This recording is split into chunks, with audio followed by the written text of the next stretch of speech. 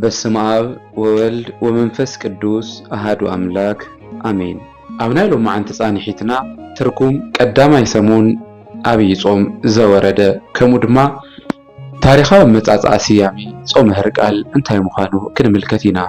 ቅድሚኡ ግን ነዚ ቪድዮ ሰብስክራይብ ብምባል ይጀምሩ።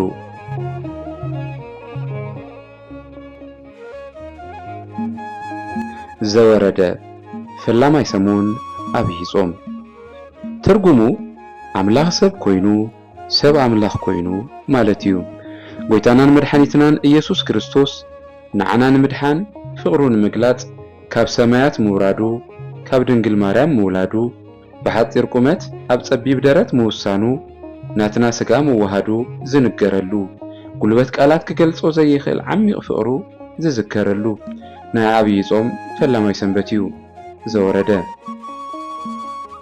ፍቕራዊ ትእዛዝ አምላኽ ዝጠሓሰ አዳም በደሉ ዘኪሩ እንትሓዝን ሶብኣይ ሒዙ እንትምሕፀን ብፍጥረቱ ዘይጭክን እግዚአብሔር ድሕሪ 5 መዓልትን ፈረቓን ካብ ጓልጓልካ ተወሊደ ሰብ ኮይነ ኣብ መስቀል ተሰቒለ ከድሕነካ እየ ዝብል ኪዳን ተዋሂብዎ ንዘመናት ዝሓለወ ተስፋ ዝተጋሃደሉ ዕርቃ አዳም ተስፋ ኣበው ትንቢተ ነቢያት ሱባኤ ካህናት ከም ዝተፈጸመ ዝንገረሉ ናይ ፍቕሪ ኣዋጅ ሰሙን እግዚአብሔር ዓለም ካብ ዝፈጠረሉ ጥበብ ሰብ ኮይኑ ሰብ ዘድሓነሉ ጥበብ ይበልጽ ይብሉ ሊቃውንት።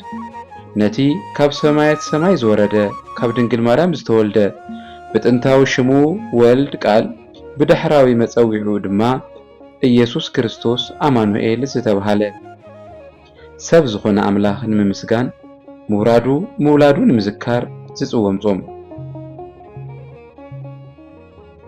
ጎይታና መድኃኒትና ኢየሱስ ክርስቶስ ኣብ ገዳመ ቆሮንጦስ 40 መዓልትን 40 ለይትን ምጽዋሙ ቅድሚ ምዝራብና ካብ ሰማያት ምውራዱ ምምስካር ኣገዳሲ ብምዃኑ እታ ፈላመይቲ ሰሙን ዘወረደ ተባሂላ ትጽዋዕ። ኣበው መተርጉማን ዘወረደ ማለት ሰብ ዝኾነ ማለት እዩ ኢሎም ይትርጉምዎ። ምኽንያቱ ድማ መጸ፣ ወረደ፣ ጾመ፣ ጸለየ፣ ደኸመ፣ ሓመመ፣ ጸምአ፣ ሞተ ዝብሉ ቃላት ንእግዚአብሔር ብሰብነቱ ደአንበር በመለኮቱ ስለዘይስማዕምዕዎ ስለምንታይ እግዚአብሔር በመለኮቱ ኣብ ኩሉ ሙሉእ ዝኾነ አምላኽ ብምዃኑ እዚና አብይ ጾም ናይ መጀመርታ ሰሙን ጾመ ህርቃል እናተባህለ እውን ይጽዋዕ። እዚ ዝኾነሉ ምኽንያት ድማ ብ614 ዓመተ ምህረት ኪሪዮስ ዝተባህለ ናይ ፋርስ ንጉስ ኢየሩሳሌም በመውራር ከቢድ ሓደጋ ድሕሪ ምውዳቑ ንግስቲ ኢላኒ ኣስሪሓቶ ናብ ዝነበረት ቤተ መቕደስ ብምእታው እታ ንግስቲ ብኽብሪ ኣቐሚጣቶ ዝነበረት ናይ ጎይታናን መድኃኒትናን ኢየሱስ ክርስቶስ መስቀል ክሕዞን ትብል ስለ ዘቃጸሎ ብዲያቆናትን ኣገልገልትን ኣስረኪቡ ነዋየ ቅዱሳት ወሪሩ 60,000 ዝኣኽሉ ኣቑሲሉን ቀቲሉን 3,000 ዝኣኽሉ ድማ ማሪኩ ነታ ከተማ ኣቃጺሉ ናብ ፋርስ ባቢሎን ተመሊሱ ብምንባሩ ኣብዚ ግዜ ካብቲ ጥፍኣት ዘምለጡ ፈቅዶ በዓትን ጎዳጉድን ተሓቢኦም ዝቐረዩ ክርስቲያን ተኣኻኺቦም ድሕሪ 14 ዓመት ኣብ 628 ዓመተ ምህረት ኣብ ልዕሊኦም ዝበጽሐ በደልን ግፍዕን ብምዝርዛር ኣብ ሮም ነጊሱ ዝነበረ ክርስቲያን ንጉስ ህርቃል ብምንጋር ነቲ ዝተወሰደ ናይ ጎይታና መድኃኒትናን መስቀል ነዋያተ ቅዱሳትን ብምርኮ ዝተወሰዱ ወገናትናን በይዛኻ መልሰልና ዝብል ምሕጥንታ ኣቕረቡ። ንጉስ ህርቃል ሐዋርያት ሰብ ዝቐተለ ሰብ ዕድሚኡ ሙሉእ ይጾም ኢሎም እዮም እሞ ከመይ ክገብር እንትብሎም ንሳቶም ድማ ግድ የብልካን አንሕና ናትካ ዕድመ ተኸፋፊልና ክንጾመልካ ኢና ብምባል ሓደ ሰሙን ተኻፊሎም ብዝግባእ ጾሞምሉ ነይሮም። ነዚ ሲዒቡ ንጉስ ህርቃል ረድኤት እግዚአብሔር ሓቲቱ ጦር መዚዙ ኣብ ልዕሊ ኪሪዮስ ተላዒሉ ንኪሪዮስ ድማ ስዒርዎ ኮይኑ ግና እቲ ናይ ክርስቶስ መስቀል ብቐሊሉ ክረኽቦ ኣይከኣለን። ስለዚ ኣብቲ ግዜ ኪሪዮስ ዲያቆናት እንትቐትል መስቀለ ክርስቶስ እንትቐብር ተሓቢኣ ዝረአየት ካብ ኢየሩሳሌም ተማሪኻ ዝተወሰደት ሓንቲ ንእሽቲ ኣርአያቶ ነቲ ዝተቐበረ መስቀል ኣውፂኡ ብልብሰ መንግስቱ ብኽብሪ ጠቕሊሉ ነቶም ዝተማረኹ እስራኤላውያን ሒዙ ናብ ቁስጥንጥንያ ተመሊሱ።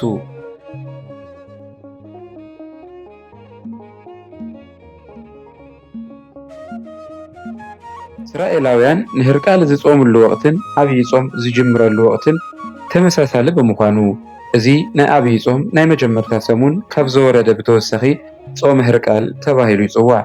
ሕርቃል ኣብ ልዕሊ ኪሮስ ዓወት ከም ዝረኸበ ኣንሕና እውን ኣብ ልዕሊ ሓጢኣት ዓወት ንኽንረክብ መስቀለ ክርስቶስን እስራኤላውያንን ካብ ምርኮ ከም ዝተመለሱ ኩሉ ኣንሕና እውን ካብ ሓጢኣት ምርኮ ሓራ ንኽንወፅእን ናብ ሕቑፊ ኣምላኽና ንኽንምለስን እግዚኣብሔር ንሕርቃል ሃይለ መዊዕ ዓዲሉ ኣብ ልዕሊ ጸላእቱ ዓወት ከም ዘጎናጸፎ ኩሉ ኣንሕና እውን ነዚ ጾም ጾምና መንፈሳዊ ሓይሊ ረኺብና ኣብ ልዕሊ ሓጢኣትና ዓወት ንኽንሓፍስ እንጾሞ ጾመ ሕርቃል ስራሕ ዲያብሎስ ንምፍራስ ዝተገለጸ ወልደ ኣብ ወልደ ማርያም ኢየሱስ ክርስቶስ ብጾም ዲያብሎስ ከመይ ምሕፋር ከም ዝከኣል ኣብ ገዳመ ቀሮንጦስ ኣምሂሩና እዩ። ኣንሕና እውን ኣብዚ ዓብይ ጾም ዝለመናዮን ዝሓተትናዮን ኩሉ ካብ ሓጢኣት ወፃኢ ንኽፍጸመልና ጾም ገንዘብ ንግበር። ጾምና ብሰላም ጀሚሩ ንብርሃነ ትንሣኤው ብሰላም የብጽሐና። ከምዚኦም ዝበሉ መንፈሳዊ ትሕዝቶታት ዘለዎም ቪድዮታት ንኽበጽሕኩም ማታንያ ሚድያ ሼር፣ ላይክ፣ ሰብስክራይብ ብምግባር ኣገልግሎትና ናብ ካልኦት ንኽበጽሕ ይሓግዙ። ስብሐት ለእግዚአብሔር።